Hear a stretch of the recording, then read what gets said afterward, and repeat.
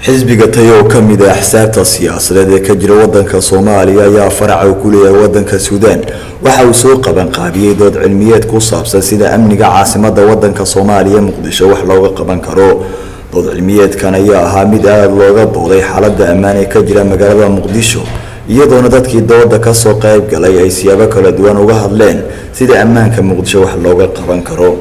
furitaankii dood cilmiyeedka ayaa waxaa soo dhaweeyay ka soo qaybgalayaashii dood cilmiyeedka Cabdi Fataax Siyaasi oo ah gudoomiye ku-xigeenka xisbiga tayo faraciisa Suudaan.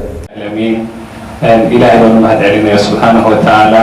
إنه زرت كريه إن أنقرتن يقرتن سكون معنا إنه وذا بدونا دور فرن وإن شاء الله نوهم بدونا حالة أمنية دولة الصومالية كعهان عاصمة مقدشو. دمانتين وحنا يكسر دوينا يا حسب كتايا. أنا يكسر دوينا يا دمان مقامات كينا يمناسب كينا كالدوان.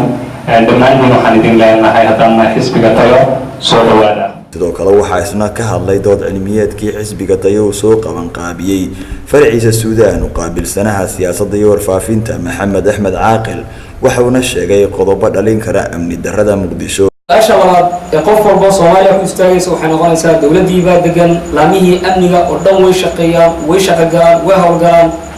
gaabis baa jira halkay gaabintu ka jirtaa su'aal u baahan iyada naftirkeeda qof walba inuu si gaar ah u taxliiliyo oo helo halka gaabintu ay ka jirto inta uu ka garan karo isla su'aasha kale waxay tahay Muqdisho mar amnigeedu uu yara dagaa yani gobolada dalka bay la wadaagtaa laakiin si gaar ah iyadu gacanta lagu gadaayo iyada indhaha dadka iyo dalkiiba yani sababta iyo arrimaha saacidayo nabadgelyo la'aanta caasimadda iyagu naftirkooda maxay yihiin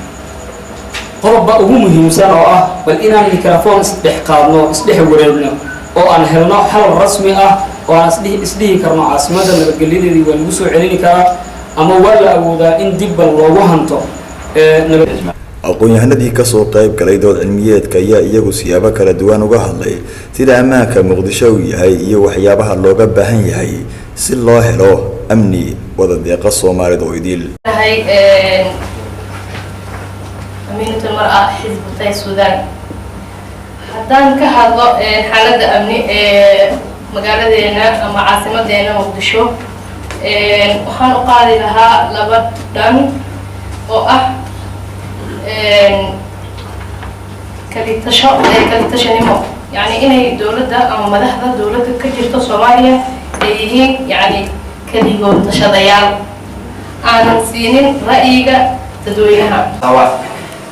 waxaan soo qaadnaa markabadkiisa waxaan ka hadlay solution waxaa tibig doonaa amnidarada waxaa u sababa ciidanka oo ku noolaa cadaalad la'aan jirta qabiilka oo qabiilka dad waxaa la markay dawladda iska dhaxarkaan way taageeraan markay saddex weeyaan oo ay ka goodaan kalsooni la'aan ka dhex jirta shacabka Soomaaliyeed faragelin shisheeye wacyigelin la'aanta haysata ciidamada dawladda hay'adaha macnaha shisheeye ama hay'adaha caawinada bixiya sirdoonka dawladda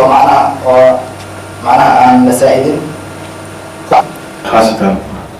Muqdisho waxyaalo badan ayaa keena kulli kama hadlayno wixii keena laakiin waxaan leenahay sidee wax looga qaban karaa amniga ضعفiga kusoo wajahan yani mase ku wajahan amni darrada magaalada Muqdisho كل أنا ما حصل يعني أريمها قضبة أريمها دمشق يقولون محاكمتها إن الدولة أي اعتماد استعمال كوهلي هذا أسكرت محلية أي استعمال ميليتري هذه عاصمة الدفاع المدني وعاصمة أنهض البوليس حوالي واحد ما يصيروا تلك بتاع أمتنا وبرنا إن لا تعاملنا public يعني ما كميليتري marka waxaan dhihi lahaa in isticmaalaan waxa loo yaqaan maxaliyad askarta maxaliyad local government-ka waxa qayb ka qaata amdirada magaalada Muqdisho khaasatan waxaan isdhihi karaa iclaamka media-ga ha noqoto media maxalli iyo mid international-ba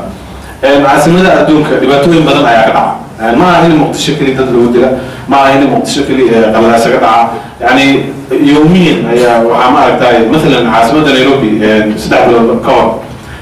مالك إذا عليه مقالة نعير وهاي ست المافيا إذا عك هذا الشيء ما له يعني والله خلينا يعني waxyaalaha haddii la qariyo yaryarka ah waxay keenaysaa inay macluumiyaadka iyo yani fikrad dadka dibadda ka joogaya oo meediyaga dhegeysanaya inay ay u fikirin Soomaaliya inay tahay meel kharibo. ugu dambeynna waxaa soo xiray dood cilmiyeedka xisbiga tayo uu soo qaban qaabiyey gudoomiyaha xisbiga faraciisa Suudaan Maxamed Cabdullaahi Tuulax. warka muhiimadiisa runtii waxaan idin soo dhaxdhignay idinkeena maaragtay aan idinka dhaxelno muhiimadii amniga iyo qaabka amniga loo sugi karo iyadoo qaybo badan leh dee idinkaa sheeg waxaan rabaa inaan maaragtay u tacsiyeeyo dadkii ku dhintay ama lagu jiray muddooyinkii ugu dambeeyey 3 bilood ugu dambeysay caasimadda Muqdisho xildhibaanadii hayd iyo xildhibaanadii qaranka Saada Cali iyo xildhibaan Shiicadamadeen iyo kuwa kale ka horreeyay intaba amniga soo soo koobi doona amniga caasimadda marxaladda Soomaaliya laga soo bilaabo burburkii dowladii dhexe ee Soomaaliya markii ay baxday marxaladda hadda caasimadda ay joogto qofkii deganaan jiray markii si loo fiirsho waxaan dhihi karaa waa ammaan waay hadda waxaan joognaa heer aan maaragta ka fakarayno qof iyo 2 iyo 3 iyo 4 la dumo ee maraysaa markii waxay joogtay taakoob aysan lahayn dadka inta magaalada degan. Doodda ayaa ahayd mid si heer sare ay isula gorfayeen aqoon-yahanada Soomaalida ee waddanka Suudaan iyo xisbiga tayo oo ka mid ah axsaabta siyaasadeed ee ka jira waddanka Soomaaliya. Maxamed Ciise Koona, Somalisat TV, Khartoum, Suudaan.